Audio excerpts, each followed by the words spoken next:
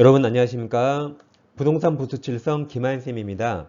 제33회 공인중개사 시험 대비를 위한 공인중개사 기초영어 제39강을 시작하겠습니다. 이 시간에 공부할 내용은 해제와 합의해제입니다. 시작 전에 구독, 좋아요 꼭 누르시고 알림 설정도 해두세요. 이 시간에 계약 해제를 공부하겠습니다. 해제를 공부할 때는 제일 먼저 세 가지 개념을 비교합니다. 그 세 가지 개념 비교를 먼저 시작하겠습니다.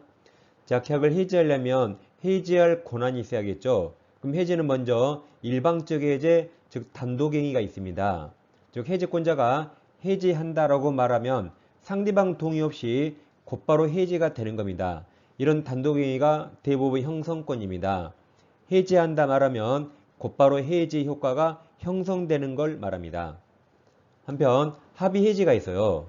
이건 합의 해제는 둘이 하는 거죠. 청약과 승낙이 합치해서 둘이 하는 거고 같은 말을 해제 계약이라고 합니다. 먼저 일방적 해제가 두 가지가 있는데 약정 해제와 법정 해제가 있는데 약정 해제는 말 그대로 해지 사유를 약정, 약속으로 정해둔 것이고 법정 해제는 해지 사유를 법정, 법으로 정해둔 겁니다. 채무불이행으로 정해있고 이 채무불이행은 이행 지체와 이행 불능이 있습니다. 한편 약정 해제는 사유가 채무불이행이 아니죠. 해제의 사유를 약정, 약속으로 정해둔 겁니다. 그 약정 사유가 발생하면 자유롭게 해제할 수 있습니다. 예를 들어서 갑소유 토지를 을이 매매하는데 을이 토지에 건물을 지을 목적입니다. 그래서 매매할 때 만약 나중에 토지에 건축 허가가 나지 않으면 매매를 해지하자라고 약정하면서 매매계약 체결했습니다. 근데 정말로 나중에 이 토지에 건축 허가가 나지 않아요. 그럼 갑은 해제를 원치 않더라도 매수인 을이 일방적으로 해제해야겠죠. 이 약정 해제도 이렇게 일방적 해제입니다. 한편 법정 해제는 그 사유가 이행 지체와 이행 불능, 채무불이행으로 정해 있습니다. 그리고 합의 해지가 있죠. 이건 법에 없지만 너무나도 당연하게 인정됩니다. 예를 들어 갑의 X 토지를 을과 매매계약 체결했습니다. 근데 일주일 후에 둘 다 후회했어요. 그래서 일주일 후에 갑이 먼저 전화해서 우리 그때 한 계약 해지할까요? 라고 청약합니다. 을이 NO 하면 해제가 안 되는데 을도 YES라고 승낙했다. 그러면 이 청약과 승낙이 일치해서 계약이 성립하죠. 이게 합의 해제 또는 해제 계약입니다. 이건 법에 없더라도 자기들이 했던 계약을 합의로 당연히 깰 수 있는 겁니다. 이건 너무나도 당연하게 인정됩니다. 그럼 여기는 뭐든지 합의 특약에 따라요. 자, 만약에 우리 매매계약 체결할 때 매매대금을 지급했습니다. 그럼 지금 해지할 때 매매대금을 돌려받겠죠? 돌려받을 때 이자를 받고 싶다면 이자 얼마 달라고 특약을 했어야 돼요. 합의 해지할 때 이자 특약하지 않았네요. 그럼 나중에 딴소리 못합니다. 나중에 이자 의무나 청구 못합니다.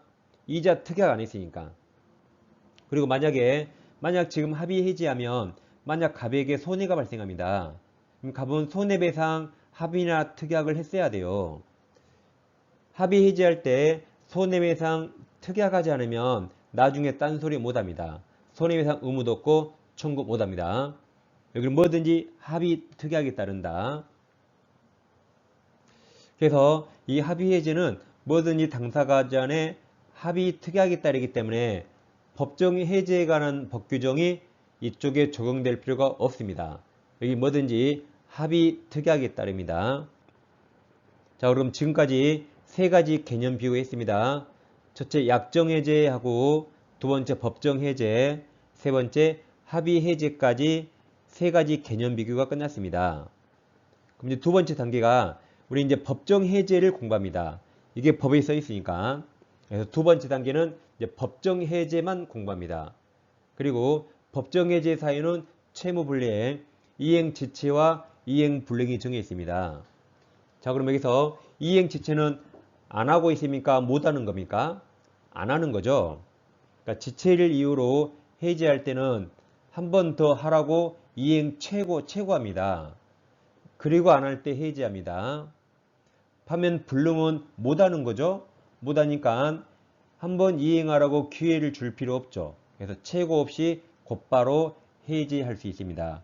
이 최고를 요하는가 이게 서로 다릅니다. 그럼 지금부터 법정 해제를 공부하겠습니다. 먼저 이행채 제544조 당사자 일방이 그 채무를 이행하지 아니한 때 상대방은 상당 기간을 정하여 그 이행을 먼저 최고하고 그 기간 내에도 이행하지 아니한 때 계약을 해지할 수 있다. 이처럼 지체는 아직 안 하고 있으니까 한 번 더 이행할 기회를 줍니다. 이게 최고한다는 의미고 그래도 안 할 때 해지할 수 있다. 근데 이행 지체 중에 특이한 게 있습니다. 정기행위라는 게 있어요. 정기행위는 꼭 정해진 기간에 해야 됩니다. 밑에 하단의 예를 먼저 보세요. 이번 토요일 결혼식이 12시에 화환을 10만원 주고 주문했습니다. 그 화환은 언제까지 꼭 와야 되죠? 결혼식 끝나기 전에 와야겠죠. 근데 12시까지 화환이 오지 않았어요. 12시까지 화환을 이행하지 않았다. 그러면 최고가 의미가 없죠. 곧바로 계약 해지하겠죠. 빰 안 맞으면 다행이에요. 최고 없이 곧바로 가져가라고 해지할 수 있다. 그래서 위쪽에 545조 보세요. 계약의 성질 또는 당사자 의사표시 위하여 일정한 시일 또는 일정한 기간 내에 이행하지 아니하면 계약 목적을 달성할 수 없을 경우에 여기가 사선이 끊어 있죠. 이게 한마디로 정기행위입니다. 정기행위. 당사자 일방이 그 시기에 이행하지 아니한 때 상대방은 전조의 최고를 하지 아니하고 곧바로 계약 해지할 수 있다. 지금까지 이행 지체했습니다. 이어서 이행 불능을 보겠습니다. 546조 채무자 책임 있는 사이로 이행이 불능하게 된 때 이때는 최고가 의미가 없죠. 채권자는 곧바로 계약 해지할 수 있다. 예를 들어 갑에게 별장을 을과 매매계약 체결합니다. 그럼 갑은 소유권 넘길 의무가 있고 매수인 을은 대금 지급할 의무가 있는데 이 별장이 후발적으로 소실됩니다. 왜 그런가 봤더니 채무자 갑의 귀책 사유, 갑의 고의가실로 별장이 소실됩니다. 그럼 이게 후발적 불능 중에 이행불능입니다. 그럼 이때 최고할 필요가 있나요? 최고하면 뭐 별장이 살아납니까? 살아나지 않죠. 그러니까 최고 없이 곧바로 해지할 수 있다. 이처럼 지체와 불능은 최고를 요하는가 그게 가장 큰 차이점이 되겠습니다.